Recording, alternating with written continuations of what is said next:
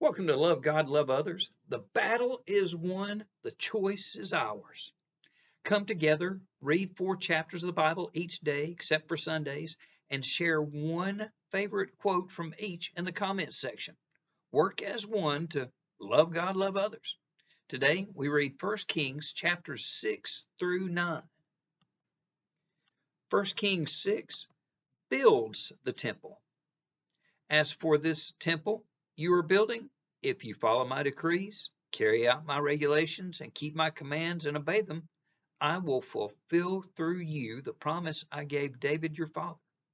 And I will live among the Israelites and will not abandon my people Israel. Their issue and ours is we don't follow God wholeheartedly. In building the temple, only blocks dressed at the quarry were used, and no hammer, chisel, or any other iron tool was heard at the temple site while it was being built. Just as now, reverence is necessary while we are being honed by God to fit in the place in His plan. So Solomon built the temple and completed it. The foundation of the temple was laid in the 4th year. The temple was finished in all its details according to its specifications. He had spent 7 years building it.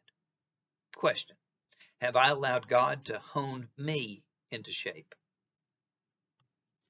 1 Kings 7 fills the temple. Huram was highly skilled and experienced in all kinds of bronze work. He came to King Solomon and did all the work assigned to him: network, capitals, pillars, 10 stands with 10 basins, the sea on 12 bulls, pots, shovels, sprinkling bowls, and all decorative additions to the furnishings. Solomon also made all the furnishings that were in the Lord's temple: golden altar, table, lampstands, lamps, wick trimmers, tongs, basins, sprinkling bowls, dishes, censers, sockets for the main door and most holy place doors, all overlayments and decorative additions. And somehow Solomon's home still took almost twice as long. It took Solomon 13 years, however, to complete the construction of his palace. Question: am I using my gifts in God's plan? 1 Kings 8 blesses the temple. But your hearts must be fully committed to the Lord our God, to live by his decrees and obey his commands, as at this time, while they were placing the ark in the most holy place, while the glory of the Lord was filling the temple. Then the king and all Israel offered sacrifices before the Lord. So the king and all the Israelites dedicated the temple to the Lord. Solomon prayed that all the people would turn to God from their sin and that he would hear and forgive them.